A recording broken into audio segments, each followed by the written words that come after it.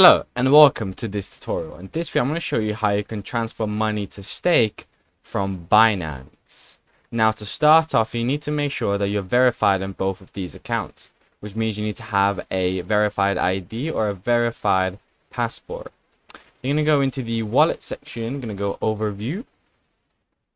Then you're going to go into the withdrawal section of the wallet. Now because my withdrawal function is suspended because I haven't got two-factor authentication, this won't work for me, but don't worry, my wallet is empty anyway. They're going to choose your Bitcoin, they're going to choose your address, and the address you're going to get from your stake account. Now the only way to get your stake account address if you should deposit money, and you're going to go to this account and you're going to see transactions, and here you should see a button named receive.